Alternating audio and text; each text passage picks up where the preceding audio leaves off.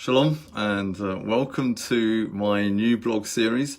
I said that I wasn't going to do a blog every day, and I'm not going to, but it's with events after the weekend and everything that's just got me thinking a little bit, so I thought I would just make one of my sporadic comments and blogs today. And it's really on the issue of law and order.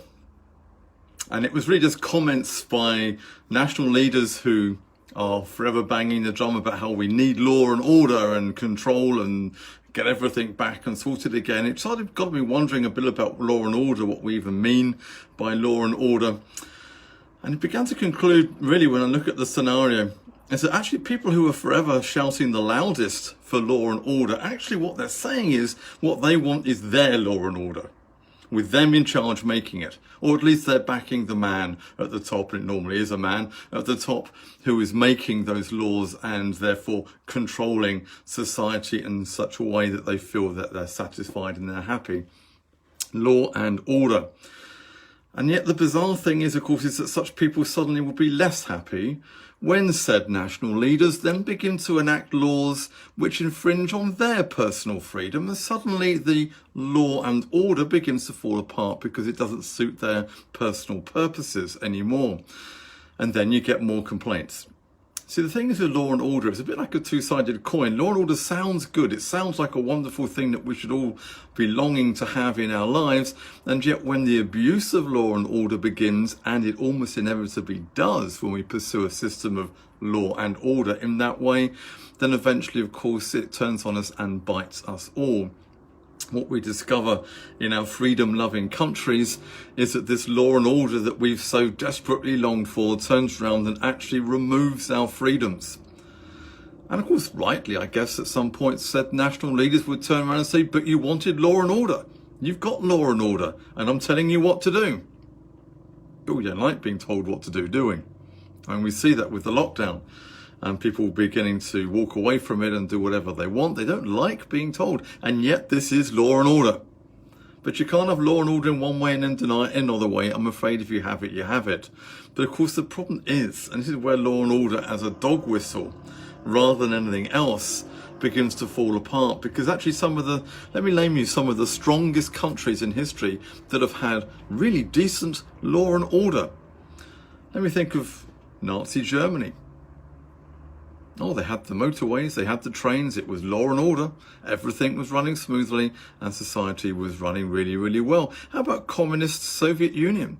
They had law and order. China. How about, in our modern way, Iran? Iran has law and order. Oh, except of course the people didn't like that law and order and started protesting on the streets against the imams and the leaders there in Iran because they wanted their freedom back. Suddenly when law and order, which seems so desirable, actually turns out to be something far worse than the freedoms that we have. I'm saying that we have the freedom to go and loot and smash windows. Of course we don't have that kind of freedom, and we shouldn't have. But you see, that's an issue of self-control. That's not about bringing in and imposing law and order. It's a different issue entirely. See, the law and order agenda tends to be said by people who actually just want to control. That's what it basically comes down to. Real law and order is about a functioning, free judiciary with trained judges able to look at the evidence and make rulings in the light of what they see. That's true law and order. And people live by that and are happy to live by that because, of course, it doesn't rob us of our personal freedoms, and because you have an independent judiciary in that way, they can be trusted on the whole to pass decent laws and make proper rulings against them. Law and order should never be a political dog whistle. And when it is, you know it's being abused for either personal career, self-aggrandizement reasons, or political purposes beyond the actual issues which we're facing. What law and order? Let me put it to you this way. Where is our law and order for us as believers, as Messianic Jews? We're living under the Torah. We're living under Judaism with God's rule. That's actually true law and order. And you can say, yes, but Rabbi, isn't that just as dictatorial? Isn't it just as autocratic because you've got one at the top who's telling you how to live and making rulings and so on? And I'll say, yes, on one level you're right, but on another level you're completely wrong. Because when you're living under the Torah, when you're living in the kingdom of God in this way, God's rules are just and perfect. And as our King and our Lord, who sees everything and is therefore able to make righteous judgments on us, we can trust him because he's merciful, kind and good to us and a loving God. We can trust him to run that autocratic system for our benefit and not for personal gain or for any other purpose. When we live in the kingdom of God, we have true law and order because his laws, mitzvot, are applied in our lives through kindness and mercy, goodness, grace and love. There's not one size fits all. It's allowing his life to come out.